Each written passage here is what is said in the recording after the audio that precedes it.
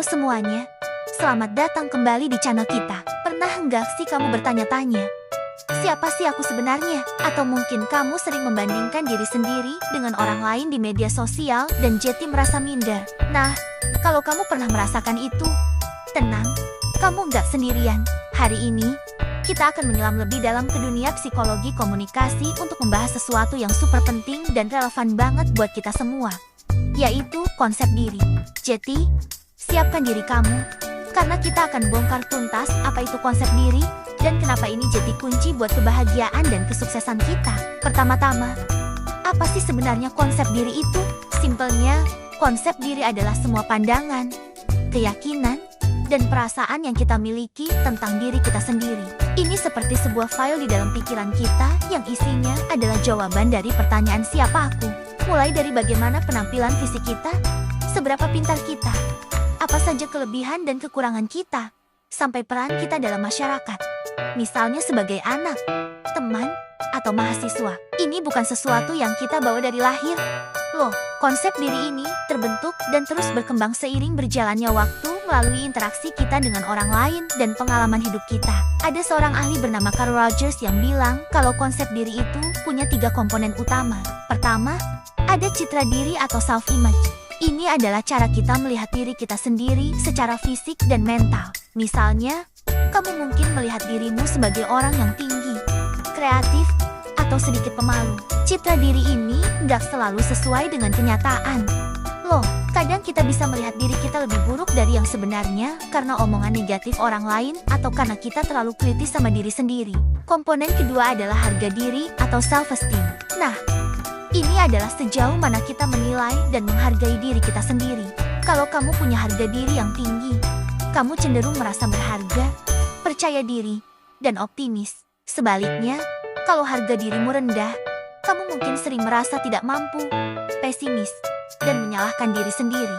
Harga diri ini sangat dipengaruhi oleh bagaimana kita diperlakukan oleh orang-orang penting di sekitar kita, seperti orang tua, guru, dan teman-teman. Pujian dan dukungan bisa membangun harga diri, sementara kritik dan penolakan bisa meruntuhkannya. Lalu yang ketiga, ada diri ideal atau ideal self. Ini adalah gambaran tentang sosok seperti apa yang kita inginkan di masa depan. Mungkin kamu ingin menjadi seorang pengusaha sukses, seorang seniman yang karyanya diakui, atau pribadi yang lebih sabar dan bijaksana. Diri ideal ini penting banget karena bisa jadi motivasi kita untuk terus belajar dan bertumbuh. Tapi, ada tapinya nih.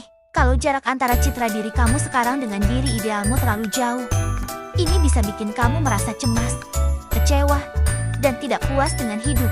Makanya, penting banget untuk punya tujuan yang realistis. Sekarang kita tahu komponennya. Tapi gimana sih konsep diri itu terbentuk? Prosesnya dimulai sejak kita kecil.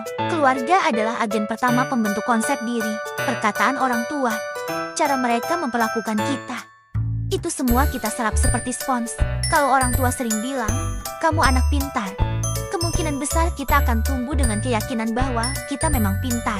Sebaliknya, kalau sering dikritik, kita bisa jadi merasa tidak berharga. Selain keluarga, lingkungan sosial seperti teman sepermainan, sekolah, dan sekarang, media sosial punya peran yang sangat besar. Teman-teman bisa memberikan kita feedback atau umpan balik tentang perilaku kita. Di sekolah, prestasi akademik dan interaksi dengan guru juga membentuk pandangan kita tentang kemampuan kita. Nah, yang paling tricky di zaman sekarang adalah media sosial. Kita sering banget melihat kehidupan orang lain yang tampak sempurna di Instagram atau TikTok. Foto liburan mewah, pencapaian karir yang gemilang, tubuh yang ideal. Sadar atau enggak, kita jadi membandingkan panggung belakang hidup kita dengan panggung depan hidup mereka. Ini bahaya banget, karena bisa merusak harga diri kita dan menciptakan citra diri yang negatif. Ingat ya, apa yang kita lihat di media sosial itu seringkali hanya sisi terbaiknya saja yang sudah dikurasi. Lalu, apa hubungannya konsep diri dengan komunikasi? Hubungannya erat banget. Bahkan seperti 2 sisi mata uang. Konsep diri kamu akan menentukan bagaimana kamu berkomunikasi dengan orang lain. Kalau kamu punya konsep diri yang positif, kamu akan lebih percaya diri saat berbicara di depan umum, lebih terbuka untuk menerima kritik, dan tidak mudah tersinggung. Kamu bisa menyampaikan ide dan perasaanmu dengan jelas tanpa rasa takut dihakimi. Kamu juga cenderung lebih asertif, artinya bisa memperjuangkan hakmu tanpa harus merugikan orang lain. Sebaliknya, kalau konsep diri kamu negatif, gaya komunikasimu juga akan terpengaruh. Kamu mungkin jadi sering ragu-ragu saat berbicara, sulit menatap mata lawan bicara, atau bahkan cenderung pasif dan selalu setuju dengan pendapat orang lain karena takut menimbulkan konflik. Dalam beberapa kasus, orang dengan konsep diri negatif justru bisa menjadi agresif sebagai bentuk pertahanan diri. Karena mereka sangat sensitif terhadap kritik. Komunikasi tidak hanya dipengaruhi oleh konsep diri, tapi juga sebaliknya, komunikasi membentuk konsep diri kita. Ini disebut reflected appraisal atau penilaian yang dipantulkan. Artinya, kita membentuk konsep diri kita berdasarkan bagaimana kita percaya orang lain melihat kita. Kalau orang-orang di sekitar kita sering memuji dan menghargai kita akan cenderung melihat diri kita sebagai orang yang berharga. Ini seperti kita sedang bercermin pada reaksi orang lain. Itulah kenapa penting banget untuk memilih lingkungan pertemanan yang positif dan suportif. Terus, gimana caranya membangun konsep diri yang positif dan sehat? Ini adalah proses umur hidup, tapi ada beberapa langkah praktis yang bisa kamu mulai dari sekarang. Pertama, kenali dirimu sendiri. Coba luangkan waktu untuk menulis apa saja kekuatan dan kelemahanmu secara jujur. Fokus pada kekuatanmu dan cari cara untuk mengembangkannya. Untuk kelemahanmu, terima itu sebagai bagian dari dirimu yang bisa diperbaiki, bukan sebagai aib yang harus disembunyikan. Kedua, berhenti membandingkan dirimu dengan orang lain, terutama di media sosial. Ingat, setiap orang punya perjalanan dan waktunya masing-masing. Fokus pada progresmu sendiri, sekecil apapun itu. Kalau perlu, lakukan detoks media sosial untuk sementara waktu agar pikiranmu lebih jernih. Ketiga, kelilingi dirimu dengan orang-orang yang positif. Jauhi mereka yang sering menjatuhkan atau membuatmu merasa buruk tentang dirimu sendiri. Cari teman atau mentor yang bisa memberimu dukungan dan kritik yang membangun. Komunitas yang sehat akan membantumu melihat versi terbaik dari dirimu.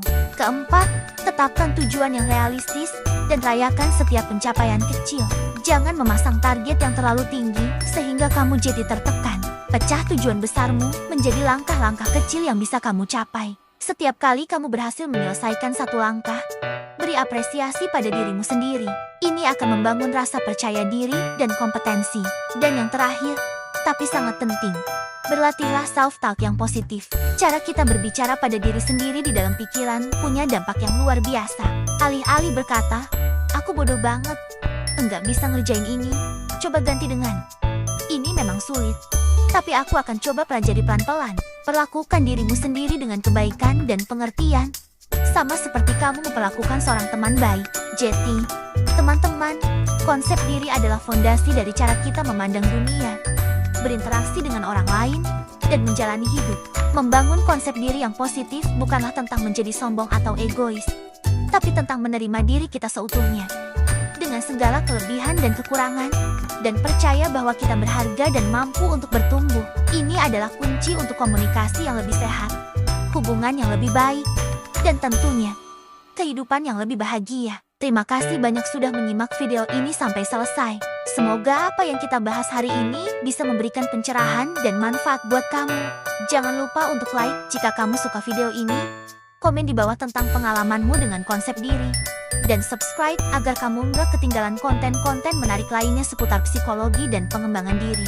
Sampai jumpa di video berikutnya. Tetap positif dan kenali dirimu lebih baik setiap hari. Dadah!